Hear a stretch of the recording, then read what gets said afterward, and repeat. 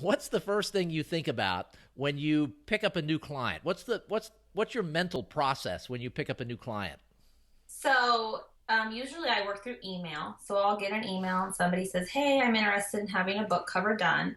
One of my first questions always is, what genre are they writing in? Hmm. Because that helps me right off the bat to have kind of an idea of what other questions I might ask or things about the story.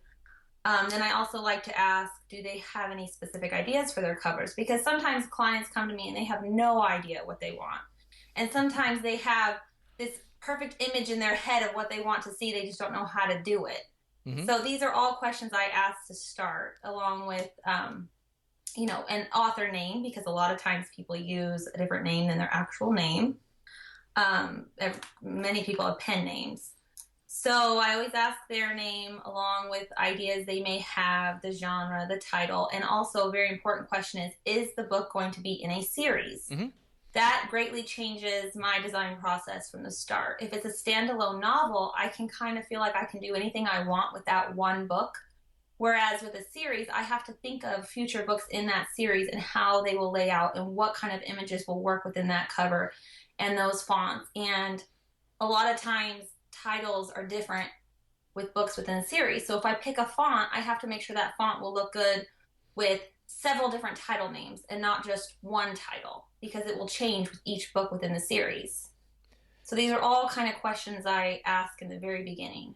Okay, let's use a fictional book from me as an example. I write Okay. mysteries. They take place in South Florida.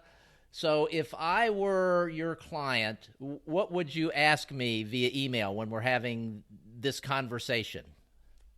Well, I would want to know what your story was about, so I'd ask you to give me a short blurb. I don't have time to read every single book that I do a Of cover course. for, so I won't know every aspect of your story. So I Hmm. might ask you, are there any like key elements or things that are important in your story that would make for a good cover? I don't know, say there's a person in your story that carries a specific weapon or wears a certain hat or something that Uh-huh. makes it unique. I could try to incorporate that into the cover. Or if your story revolves around a certain city, maybe I'll use that city as a skyline or something to tie into the cover. Because you know your story, whereas I don't. So I only know what you tell me. So any little important facts will help me in my design process. And one of the things that I learned fairly early on when I got into the indie publishing business was the idea that a lot of authors, what we think of in terms of the book and what will make a good cover is a great scene within the book. There's this really cool scene and we spent all this time writing it, and Yeah. somehow or other it would be awesome if that scene and these other five scenes could all be incorporated somehow into the cover. Do you run across that when Yeah. you talk to people? I a lot of times will have people who want everything, every important aspect of their book on the cover, and I kind of have to step back and tell them, let's focus on one thing, one important thing. You don't want to give away the whole story on the cover, and plus, people may see that cover and it may not make any sense to them. They won't understand it unless they read the story. We don't want to confuse them before they even start the book. We want to give them a little clue as to what that story is going to be about, so then they can pick it up and read it and want to read more. Okay. And I think that's something that a lot of us do wrong until we begin to understand what the process is. You mentioned the word font. I think we all know what fonts are, but how important is selecting the right font to cover? It's very important. It's the same as if you were creating a logo for your company. It's very important what font you choose. Fonts can fit the genres. So you're not going to pick some frilly scripted font to go on a science fiction novel, Hmm. or a horror book isn't going to have this beautiful font on it. You're going to pick fonts that fit your genre. Plus, I always recommend using two fonts for the cover. You don't want to have what they call like a font explosion where you use like 10 different fonts on your cover. It just gets busy and crowded and it doesn't make any sense. How about where does the title go and where does the author name go, and is it different for different authors? Do people have a preference? I know, like, for example, if I go to the bookstore and I see a book by James Patterson. The most prevalent thing on the cover is James Patterson's name because he's a brand unto himself. Whereas a lesser-known author, it might be the title itself or something else that might be more prominent. How do you make those decisions? I think it's different with every author. I don't have a formula. I don't have a formula where, author's name's on top, titles on the bottom. It's different with every cover. I kind of base it on my design, how the images lay out, where the title fits best within the images that I choose. Some authors that I work with, like Melissa Foster, for example, her name, if you look at her books, is very large on the top of her cover. Her covers are branded by her name. That's what people see. They really, her audience really could care less what's on the cover as long as they see her name. They will buy it. So I think it just depends on the author and the book, really. And you come to the business of designing covers from an artistic background. You had a graphics design background in college. You have 20 years of experience with fine art. How does having that kind of an eye help you when it comes to designing covers? Because I don't have that kind of an eye. I mean, it's really easy for me to say, my cover should have this and this and this, and I can kind of mock it up together and look at it, and I go, that is just horrible. I don't really know how to explain it. I can just, I don't know. I don't want to sound like full of myself or something, but I think I can just look at something and know if it looks good or not. It's just, I've been doing it for so long. I started out doing fine art as a child with painting class and drawing, and then all through high school, I was really involved in art. Then I went to the Art Institute in San Diego, where I got my degree in graphic design. And I went into advertising. And my husband, he's actually in the Coast Guard in the military, so we travel a lot. And I worked, I did phone books for a while. So I did all the pagination and all the covers, and it was kind of crazy. And somehow I kind of fell into this world of book covers, and I love it. It's like I found my calling. It's my favorite thing to do. People will ask me to do logos and stuff, and I'm always like, logos. I truly love designing book covers because I feel like each one tells a story, and they're just so different. So what I do, it's not monotonous. I'm not bored like doing the same thing every day. I get excited when I get an email from a new client and it's a new story I get to tell. It's just kind of a fun experience, and I don't really know how I do it. Sometimes I get an email and I'll have no idea, not a clue how I'm going to come up with a cover. And I'll sit on it for a few days and I'll play around with ideas, and it just looks awful, and I'm thinking, oh my God, I'm lost. I have no idea what to do for this author. And then all of a sudden I'll just get an idea and it works. I don't know. And sometimes I'll get an email and right off the bat I have an idea, and I will throw a cover back at them, and they love it, and they just don't understand how I did it so fast. And I don't know how I did it so fast, but it doesn't always work that way. What's the hardest cover you've done, or what's the hardest genre for you? The hardest genre? I don't know. They're all so different, and they all just have, the hardest genre I'd probably say is something with like horror, just because I don't really like horror. And so when I'm searching for images and stuff, it kind of creeps me out, and then it's kind of like, oh God, that's scary, but it'll work. But it kind of, that's just not something I would read. So that's probably something that is the hardest, when I have to do something really creepy. Now, what your website is Elizabeth Mackey Graphics, Mackey graphics.com, and we'll put a link to that in the show notes. But one of the things that makes your site so appealing to me is that you have all these wonderful covers up there, and they tend to be grouped by series in your portfolio, which makes it really easy to see how you're branding an individual series. But the one thing that really jumps out at me is you have a little bit of everything in there. There are mysteries, there are thrillers, there is horror, there's adventure, there's a lot of romance, and it's just, and you can tell from looking at the covers what kind of book it is. And I want to tell a quick story, and I mentioned this to you ahead of time. I was on the site today, and I'd probably been there a half dozen times, but today I was scrolling through, and I saw this cover, and it's like, I know I'm going to like that book. And I think the title of the book was like Baca, B-A-C-A, or something like that. I have it. Is it this one? Yes, that is it. And it just, like, in my mind, that is a mystery/thriller kind of a book that looks like it takes place in Los Angeles.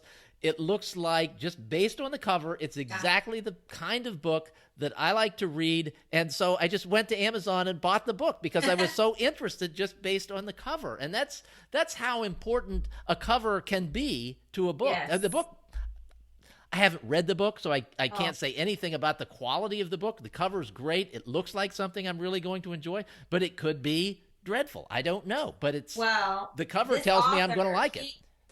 Billy Crane, he's awesome. He's amazing. So I think you'll like it. And there's another book in that series too. Do you have that handy? So we have, these are Ronnie Baca mysteries. So we've also have LA Woman, if you can see that. And that's the second one or the first one? Yeah, this is the second one. Okay. Yeah, hold them both up. It's hard to see them together. Great. Okay. And you can see there the color scheme and the font and how Elizabeth has branded this particular series. So let's talk about the idea of a series, because you mentioned that early on. That's one of the questions you'll ask someone immediately. Is it going to be part of a series, or is it a standalone book? So what's the thought process if it is a part of a series? Well, I don't know how everybody does it, but this is how I have learned works best when I design a series.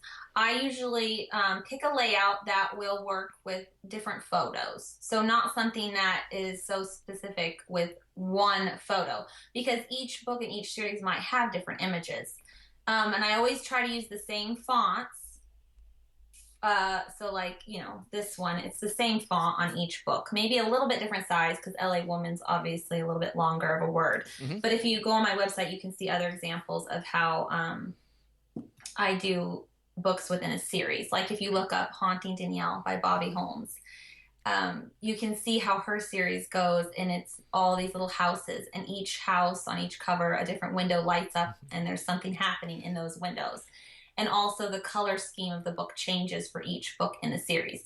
Now the houses are the same across all of the books, but one cover may be blue, one's red, one's orange, one's green. I like to do that a lot, changing the colors so people don't get confused that it's the same book.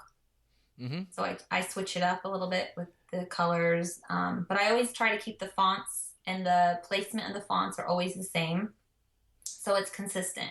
And as full disclosure, and for people that are regular listeners to the show, Bobbi Holmes was on the Author Biz show a few weeks ago, and that's how I heard about you.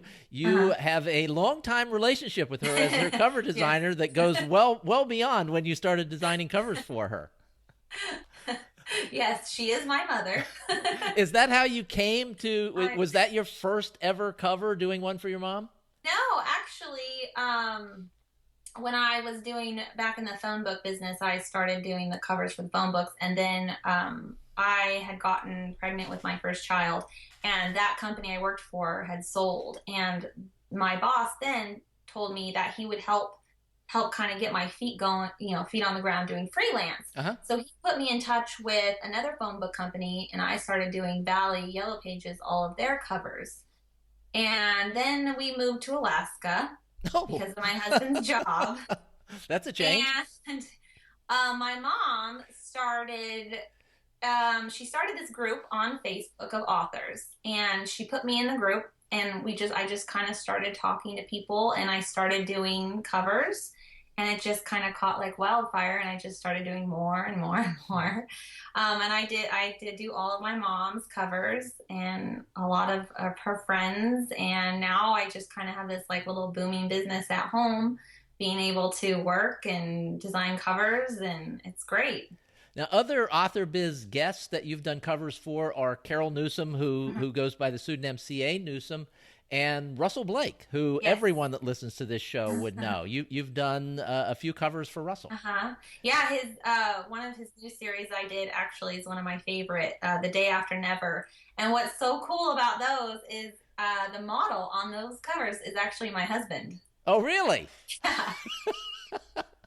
Yeah. Well, it's funny because Russell wanted a very specific looking person in very specific clothes with holding a gun because it's, very apocalyptic. So I just had my husband go out in the backyard and pose, and we went to an army surplus store, and we picked out clothing and hats and all kinds of stuff, and we came home and had like a little photo shoot. And now whenever Russell emails me, I can just tell him to go back in the backyard and take a picture and put it on the cover. Well, I am totally dropping the image of that into here so that people can see it. We're doing for people that listen all the time. We're also doing video for this one. I hope it comes out well, and if it does, you'll be able to see that cover there. How important is I've heard different things about this. The idea of having a face on a cover. I'm kind of torn. For me personally, like I'm an avid reader, and I like to come up with the vision of what that character looks like on my own. I don't always like to pick a book where it has a face right on it, because then I feel like maybe that doesn't fit the character. I don't think it might fit. So I don't try to have people's faces on the cover. I might crop it in a way where you give kind of a glimpse of their face, or, maybe a profile or the back of their face, or, but sometimes it works. Sometimes you find that perfect image and it totally fits that character, and it works for the book. It just depends on the book. Yeah, I'm like you as a longtime reader that I don't know when this started, the idea of putting faces on the books, just like in general. But a lot of times, if you've read the first 19 books in a series, and then the 20th book comes out and there's a face, you go, that's not the person. That's not the character. I know exactly what that character looks like, and that's not them. Well, now I know for like romance, they sell better when you have a couple on the cover. That's just what sells. So. An adventure seems to require a guy with a gun. Yeah, but you may not see that guy's face up close. It's just like a silhouette of a person, or I like having that human element on the cover. I don't think it needs to be like in your face, the person's face. Okay. One of the things that we all hear as indie authors is that when you have a cover done, or you try and do the cover yourself, it needs to look good as a thumbnail. And that sounds like great advice, but it's almost like art. Sometimes you don't know what's really good. You just kind of know what you like. And when you see something that's a little tiny thing like that, sometimes the colors and the fonts jump out at you, like that Baca book. And other times your eyes would just pass right over it. How can we learn to understand what makes a cover that's going to look good as a thumbnail? Well, I think one of the important things is you don't want to have your title too small. You don't want to have your author name too small. Now, ebooks and paperbacks are very different. The design is very different. If you go to a bookstore, you're going to see things that you wouldn't see in ebook formats. A lot of times authors will have different covers for paperback and a different cover for ebook for the same book, because they're just different. They have a different style. Paperbacks tend to be smaller fonts, a little bit cleaner maybe. And whereas ebooks might have more pop of color, bigger fonts, bolder colors, because in a thumbnail, you want it to grab people's attention. How many times do you go on your Kindle or go on Amazon or whatever you're on and you're scrolling through? You're not enlarging all of those book covers to look at them. You're just scrolling through until you see one that pops out at you. So that's why it's important to have a book that's going to work strongly also as a thumbnail. And to work strongly as a thumbnail, they need to work sort of within the genre and all the other things. So how do you or how do we understand what's right for a genre? Is that something that changes all the time, or are there fairly standard rules? I don't know if there's actual rules. I don't really go by any rules. I kind of just go by what I think looks good Uh-huh. and what kind of fits that style. I think overall, when you think of a genre, like you think of romance, you're going to think of a couple embracing each other. Or if you think of, mystery, you're going to think of, a little bit darker skylines or clouds or things that, a little bit darker cover Hmm. rather than a light, fluffy romance. I think those, I don't think that they're changing. I think those are probably been around for a very long time when we think of different genres and kind of what makes those covers fit into those genres. How can we use our covers as a way of branding ourselves as authors, and how important is it that we do that? Well, I think you can do it by if you pick a font, a specific font. Like if you look at Russell Blake's covers, you'll notice he sticks with the same font with his name. Or if you look at, I do a lot of Melissa Foster's covers. Hmm. She's very branded by the font we chose for her name, the way her name is laid out on her cover, where if somebody sees it, they know that that's her. You can stick with similar fonts. I think if you go into, say, it's your first book, you need to think about that in the beginning on how you want to brand your name, and it's good to kind of stick with that same branding throughout your books. Would it be a good idea for us in terms of branding to use those fonts or a similar font for like our Facebook covers and Yeah. website headers and Yes. things like that so that Yes. it's a consistent look? I do a lot of Facebook banners and Facebook ads, Twitter banners, all those things for a lot of the authors that I work with. And we stick with the same fonts for names. We pull over elements from covers. So it all kind of ties together Hmm.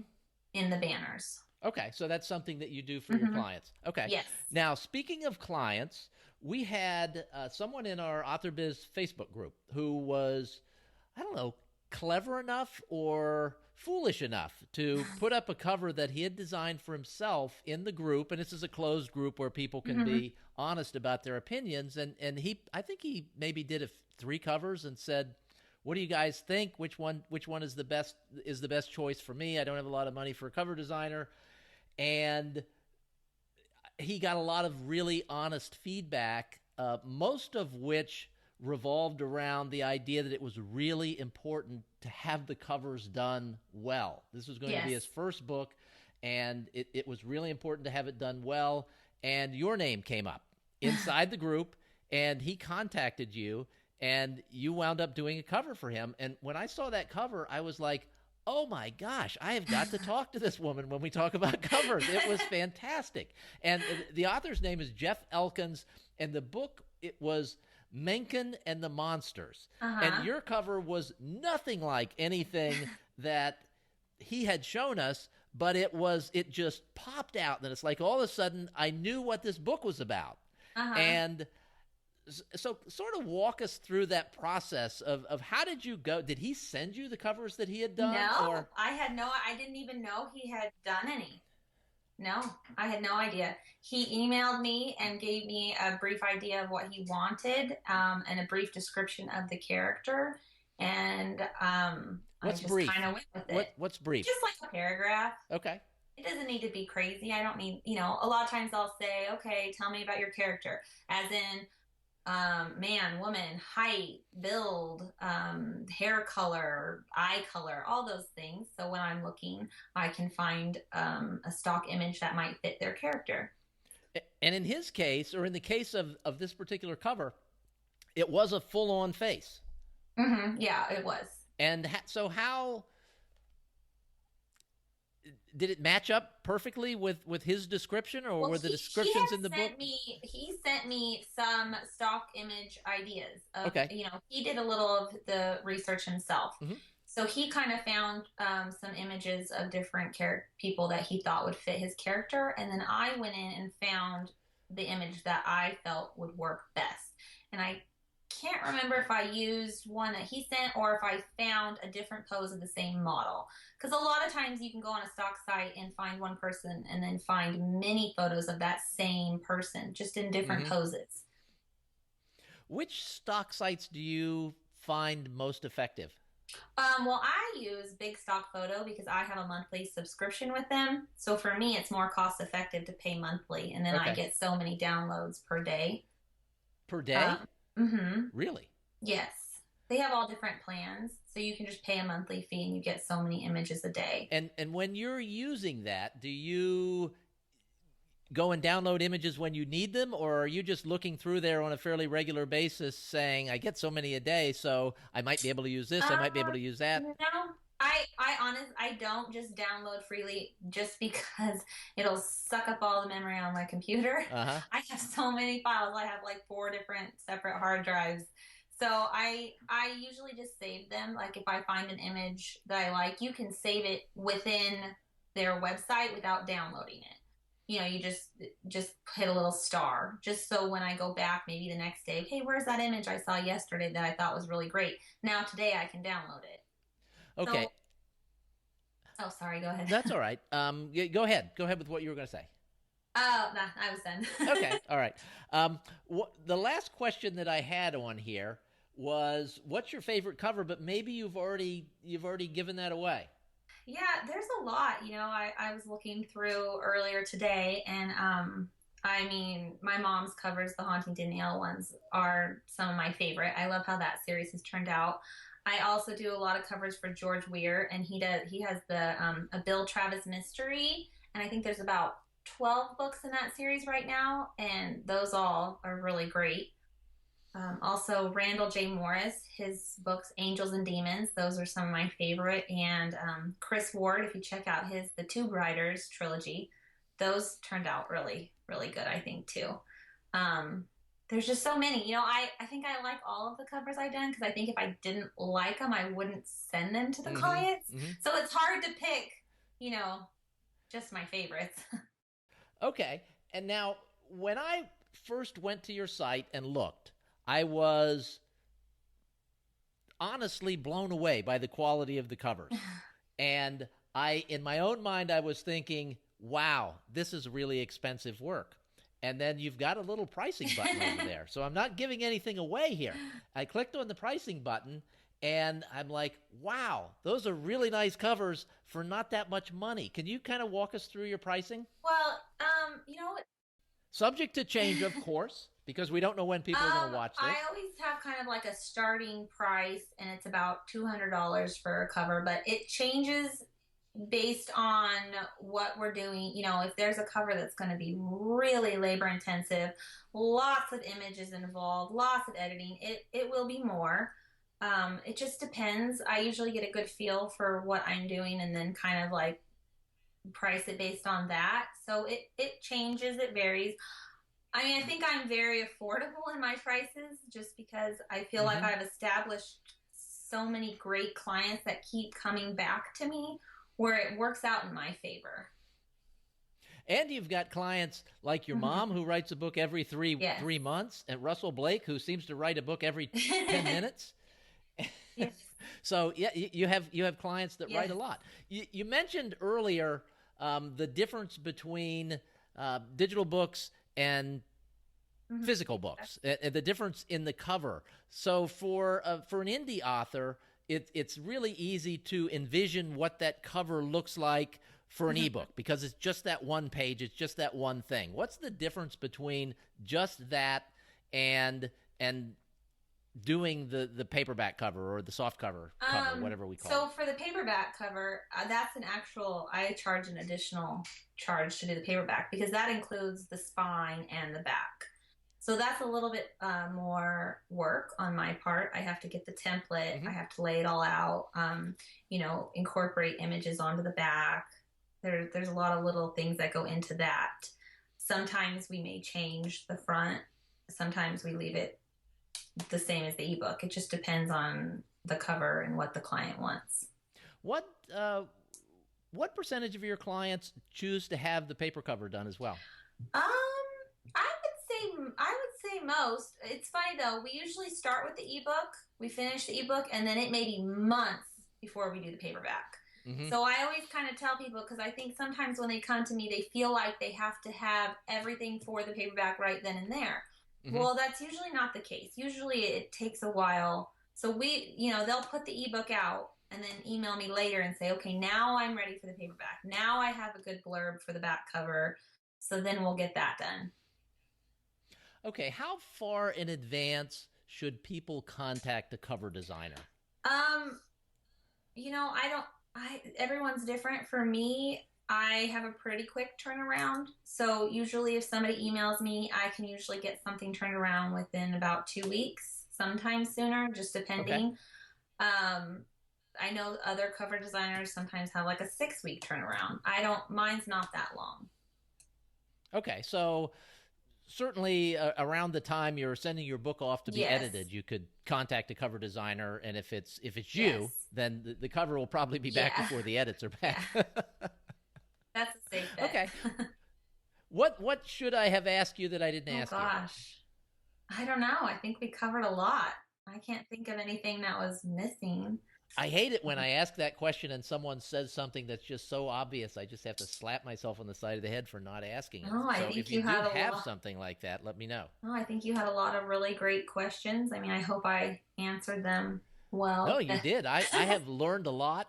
Now, what's the best way for listeners to find your work? Sounds like it might be your website, but I know you've got a Facebook presence as well. My website, you can just go elizabethmackey.com. It'll route you to my website, or Elizabeth Mackey Graphic Design on Facebook. You can find me. I do have a Twitter handle, but I am so bad about Twitter. I always forget to go on there. So I would say Facebook, or you can go to my website, find my email, shoot me an email. Okay. And the website again is? ElizabethMackey.com. And that's MACKEY.com. We'll have links to everything that you mentioned in the show notes. So, Elizabeth, thank you so much for being here today. Thank you. Thank you for having me. This was exciting.